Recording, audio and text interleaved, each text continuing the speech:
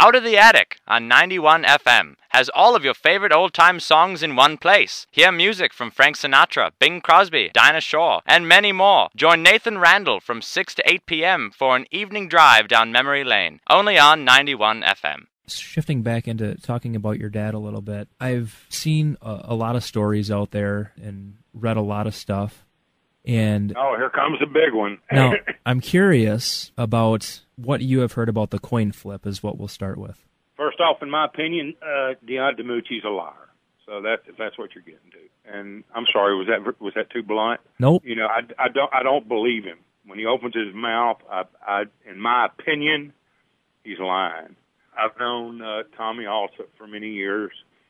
I've heard the stories all my life about the coin flip.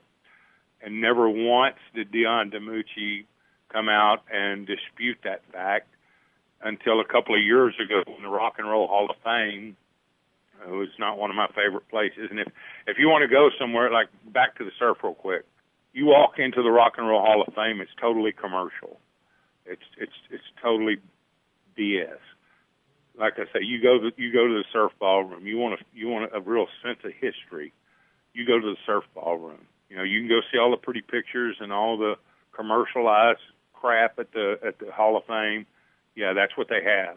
The surf has that feeling and is what it is. And I'm sorry, did I just say that? Did I think out loud? We all do that.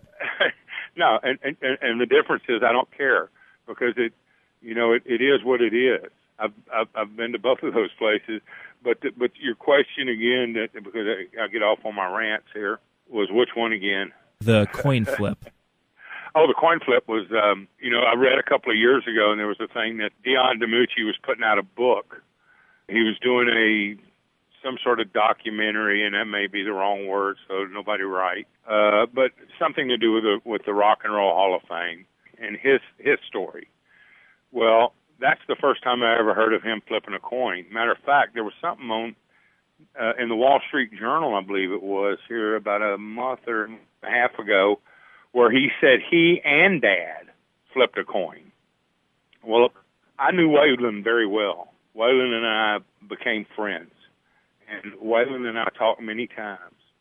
Waylon never once said anything other than your dad came in and asked me if he could have my seat on the plane.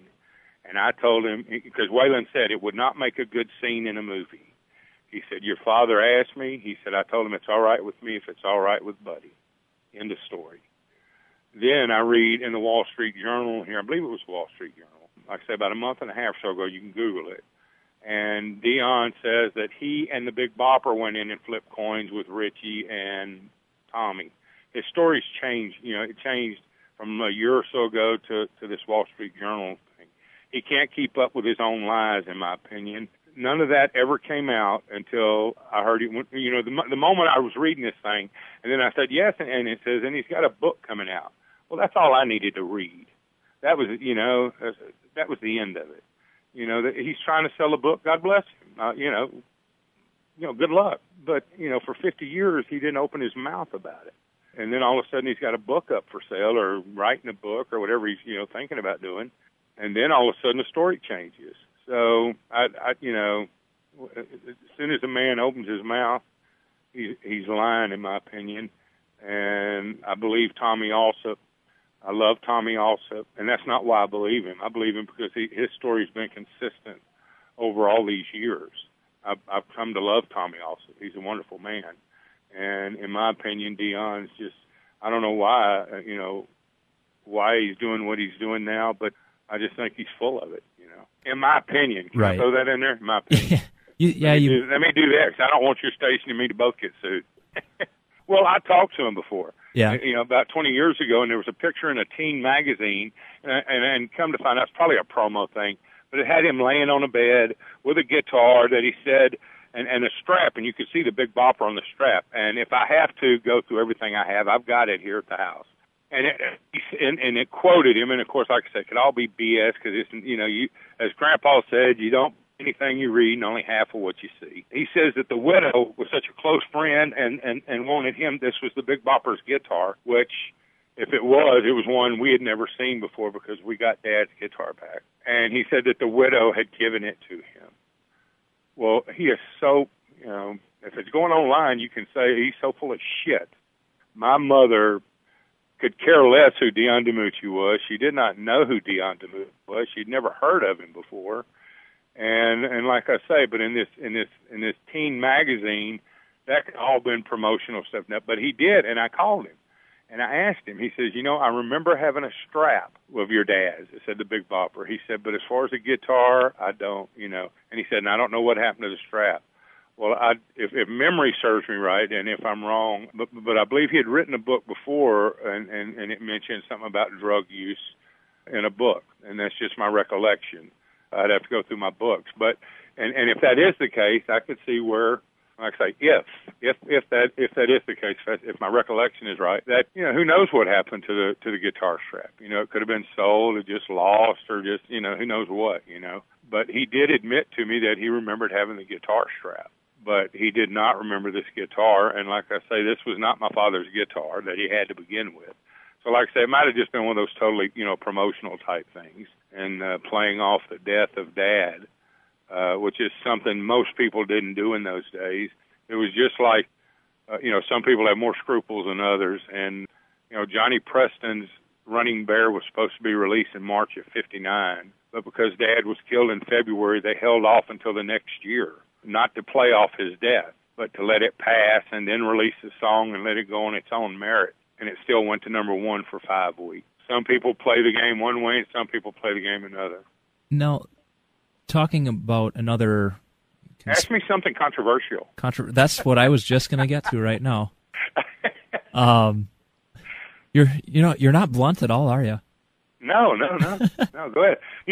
I have no, you're only going to be here for a short while, Bubba. You might as well tell it like it is, and or tell it like you believe it is anyway. All right. And that's all I can do. So you asked me, I told you before, you can't do anything in the world. Just be careful because you might not get the answer you think you're going to get. So the crash site itself, I know from taking the tour, the gentleman that owns the property said you have visited it before. Jeff Nichols, yeah. Right. What was that experience like for you? Well, he took me out there. I never wanted to go when anybody else was there. I didn't want to be somebody's photo op. And so Jeff took me out there, and I was able to, visit it and not, not have people around. And I stood on a spot where I think they recovered my father's body, and I said my prayers, and I just, I don't feel any, that's where his earthly life ended. But what I say, the surf is more meaningful to me, because I know that's where he was having a good time. He was making people laugh. People were having a good time. He was having a good time. And even no matter how sick he was, and I know he was sick at the time, and they made it look like Richie Valens was sick in his movie, but Dad actually had the flu. And that's why Waylon would, and that's from Waylon, because that's why Dad wanted his seat, to get there and get some rest for the next day. The surf is closer to me than the crash site. It's neat that people go out there and they pay their respects. But for me, like I say, it's the surf is the place for me. It's what moves me the most. Because, like I say, I know Dad was doing his thing, and I know people were enjoying what he was doing. So that means more to me than the crash site. But it was, it was nice of Jeff to do what he did and to let me go out there and to see it. And quite honestly, it looks just like the pictures you've seen. I mean, it's a cornfield, but it and that's what it is to me. I mean, it was sad, and it's not something I care to go do.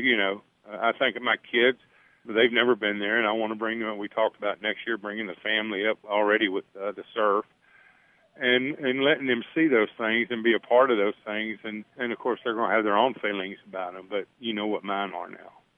The surf means a lot more to me than a cornfield.